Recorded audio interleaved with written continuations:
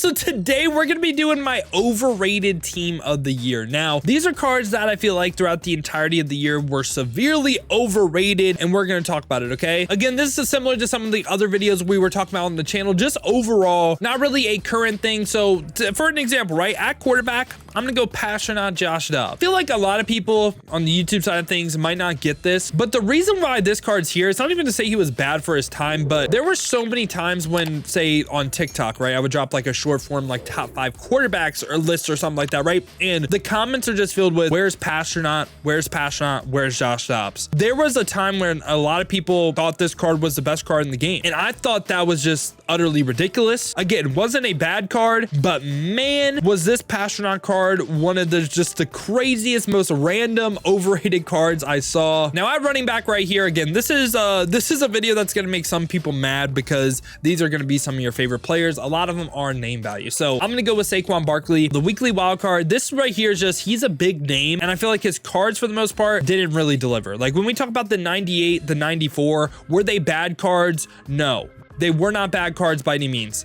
However, were they the best running back in the game? Like, was it like, did Saquon Barkley ever have the best running back in the game, right? I'm gonna go ahead and say no. I feel like that's a pretty safe and fair assumption. Like, good cards, I just feel like throughout the entire year, they just really hoed him on abilities. Now for fullback, I'm gonna go ahead and give it to Christian Okoye. Now, again, is this a bad card? No. Even this card, he got Vanguard, right? The reason for me he was overrated was just the Vanguards that were dropping at the time too were better. They were less AP and quickly got replaced with like golden tickets and other built-on Vanguards. Also couldn't get the quick juke animation. I just feel like Mike Allstout just did what he did better, especially when his golden ticket dropped. So yeah, I don't like hate this Christian Okoye card. Just thought he was also overpriced for the majority of the year as well. Now let's talk about receivers. So these first two right here, what if I told you these first two, like from a card and like base ability standpoint, great cards? Justin Jefferson, Julio Jones. Okay, let's talk about it. So like I said, I know these are two of like some people's favorite cards in the game. Now, were they that bad from an ability standpoint? No. Were they bad from a stat standpoint?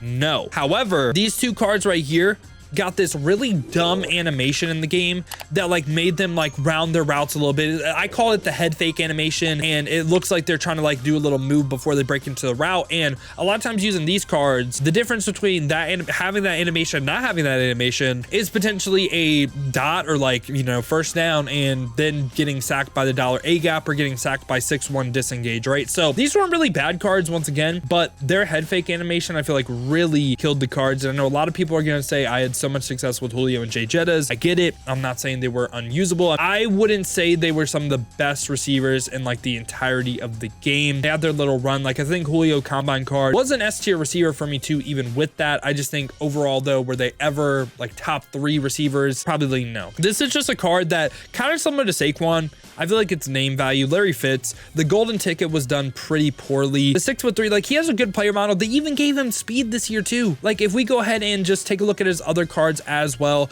the 94 Larry Fitz had what, like 94 speed as well. I don't believe this was that bad at the time. I feel like the abilities on his cards were just so like bad this year. I don't know. It was like the one year they give Larry Fitz speed, they just don't do his abilities right, I guess. So yeah, he also had a 99 overall, the draft card as well. That was just, again, every card in that promo was basically got done dirty from an ability standpoint. So yeah, Larry Fitz just, a lot of cards, just don't really think he was that good. All right, now we're going to move the tight end. Again, feel like people are going to be a little bit mad at this one. Travis Kelce. This, again, kind of similar to what I was saying about Jay Jettas and Julio Jones. It's not this card is unusable or bad. My issue with this card is the amount of people that have him in the lineup, like towards like the end game, right? He did get the built-on yak him up. The things I didn't like were he didn't get the quick juke animation. I don't really think this card moved really well when I used him as well. Wasn't a beastly run blocker either. So cards like Gronk I thought were better. I just didn't think he was worth his price at the time, and just never really thought he was like Travis Kelce throughout this entire year, right? I don't think he was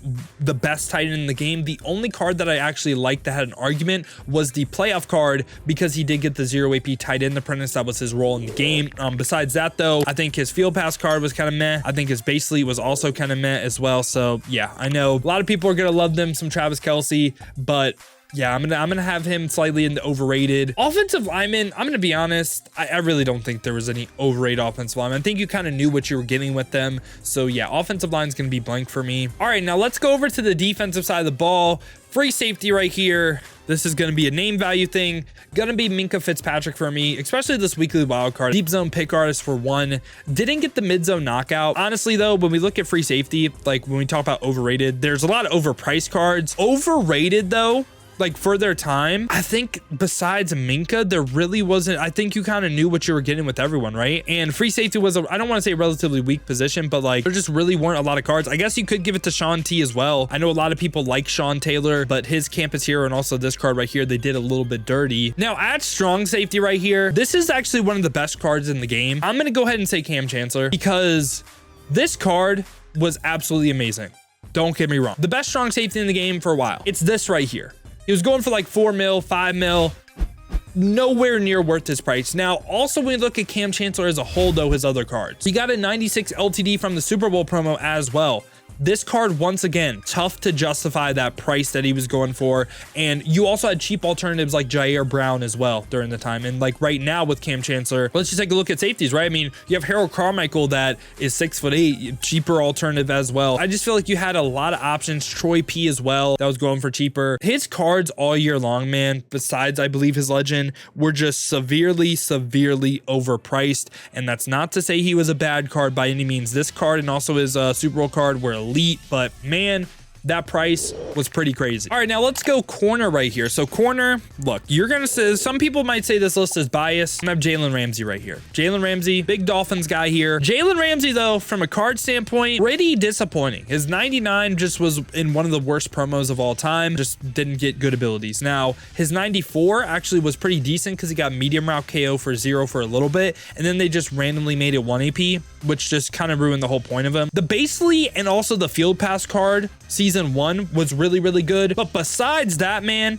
just pretty much trash cards. Now at CB2 right here, I'm gonna go ahead and go Denzel Ward. When we look at all of his cards, his Basely was actually pretty solid.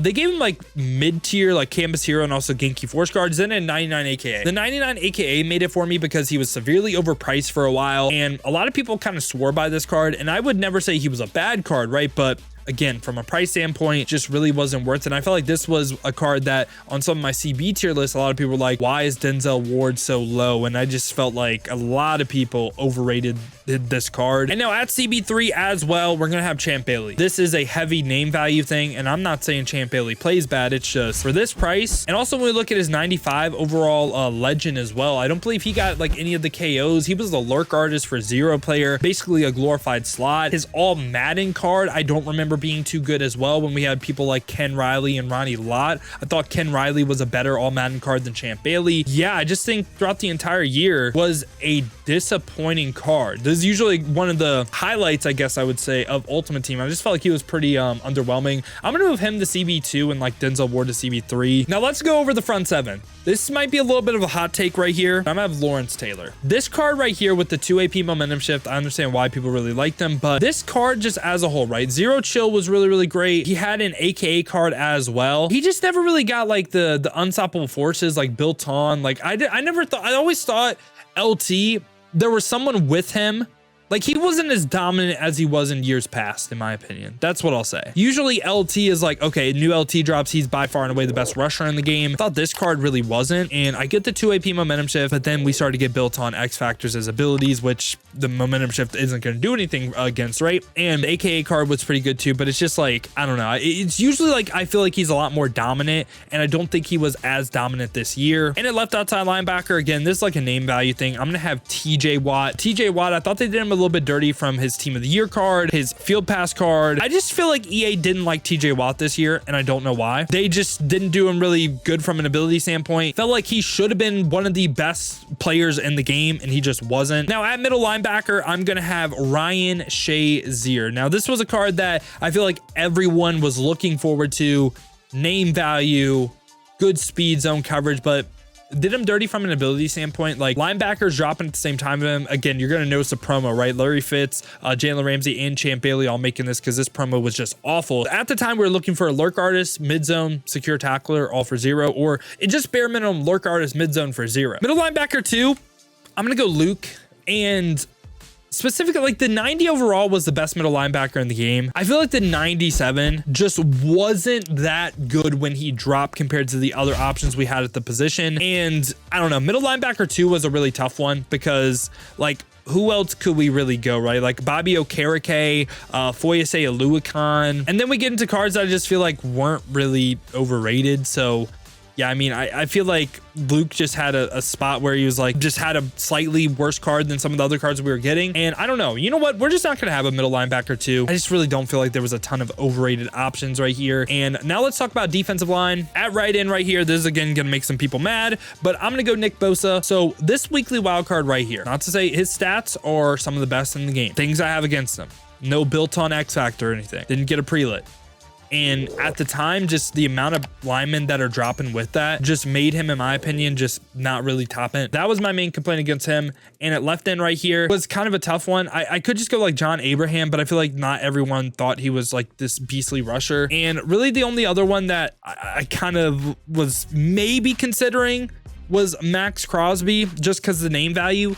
But I don't think there was a lot of like overrated left ends in the game. So this is a spot you could leave blank as well. I mean, even Cam Jordan, I feel like Cam Jordan, if anything, was underrated. Now at defensive tackle, we are going to have Quinnen Williams and also Jordan Davis right here. So these are just two cards that are 99 overalls, and to me, they just didn't feel like 99 overalls from an ability standpoint, and even some of the stats as well. So yeah, boys, this is what my most overrated lineup's looking like. I know we got a bunch of big names in here. I'm probably going to make some people mad, but yeah. This is my thoughts. Let me know if you guys did enjoy this video, man. Kind of fun to do a little blast from the past, you know, just take a look at all these cards. So I hope you guys did enjoy it, man. If you did, make sure to leave a like and subscribe for more Madden 24 Ultimate Team content just like this. Now, if you guys do want to go ahead and see me stream live, I usually am live every single day, 2 p.m., 6 p.m. Eastern, here on YouTube and Twitch. Now, currently, I am away for vacation, though. But when I get back, we'll be resuming the streams. Make sure to go ahead and hit that noti bell to watch here on YouTube. You'll be notified every time I upload or go live here. Or if you want to watch on the Twitch, check the links in the description. Hit that Twitch with a follow. But if you guys do want another video to watch, check out this one right here.